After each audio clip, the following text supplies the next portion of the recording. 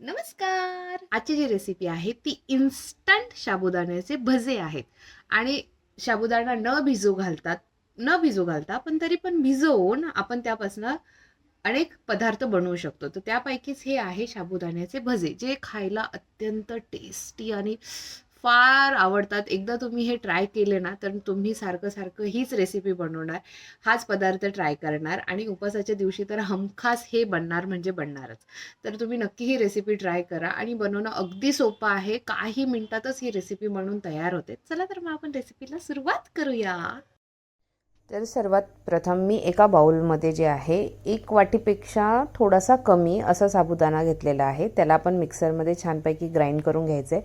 अगदी बारीक असं ग्राइंड करायचं आहे त्याला, म्हणजे जास्त जाड नाही ठेवायचं आहे. आणि त्यानंतर त्यामध्ये पाणी टाकायचं आहे. तर पाणी पण जर तुम्ही जेवढा साबुदाणा घेत असाल त्याच्यापेक्षा थोडं जास्त पाणी टाकायचं आहे. याला भिजण्यासाठी पाणी जास्त लागतं. म्हणजे जेव्हा आपण साबुदाण्याला मिक्सरमधनं बारीक करून घेतो तेव्हा तो रव्यासारखा काम करतो. म्हणजे रव्याला कसं जास्त पाणी लागतं तसं ह्या साबुदाण्याला पण पाणी लागतं. आणि हा आपल्याला 5 मिनटं पाणी घालून जो आहे तो झाकून ठेवायचा आहे, 5 ते 10 मिनटं. आणि तो व्यवस्थित भिजला गेला पाहिजे. तर थोडं पाणी आपण प्रमाणशीर टाकायचं आहे, थोडंसं जास्तच टाकायचं आहे. आणि तो सॉफ्ट झाला पाहिजे. त्यानंतर त्यामध्ये हिरवी मिरची आणि शेंगदाणे ह्याचं मिश्रण असलेलं मिक्सरमधून काढून घेतलेलं हे त्याच्यामध्ये ॲड करायचं आहे. त्यानंतर एक उकडलेला बटाटा मी हे यामध्ये घेते.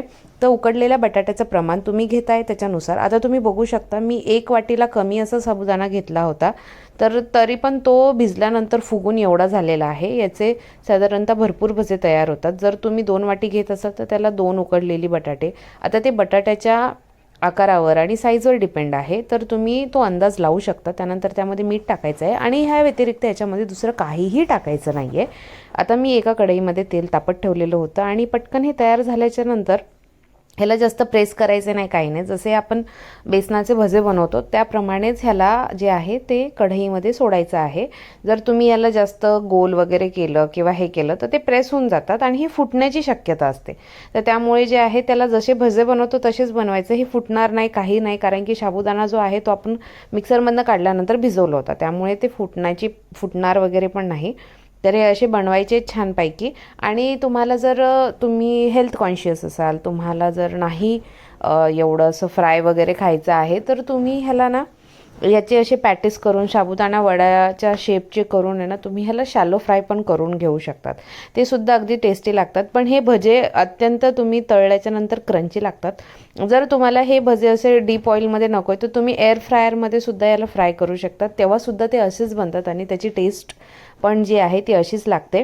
तर तुम्ही हे भजे नक्की ट्राय करा. ह्यामध्ये हिरवी मिरची मी टाकलेली आहे, तर तुम्ही या व्यतिरिक्त लाल मिरचीचा पण वापर करू शकता, लाल तिखटचा पण वापर करू शकता. आणि जर तुम्ही हे उपासासाठी नाही बनवत आहे, असंच आता छान पाऊस पडतो आहे, वातावरण छान झालं आहे, त्याच्यासाठी बनवत असाल तर तुम्ही ह्यामध्ये बाकी इन्ग्रेडियंट पण ट्राय करू शकता. तर मी आता ट्राय करणार आहे हे भजे गरमागरम.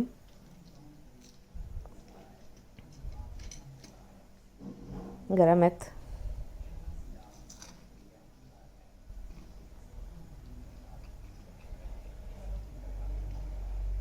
खूप टेस्टी, अतिशय अप्रतिम असे हे भजे झालेले आहेत. नक्की ट्राय करा. तुम्ही हे उपवासाच्या दिवशी बनवलं ना, तर जी नाही करणारी आहेत उपवास, जे धरत नाहीत, ते सुद्धा नक्की याच्यासाठी उपवास करते, ही गॅरंटी आहे. नक्की ट्राय करा. यम.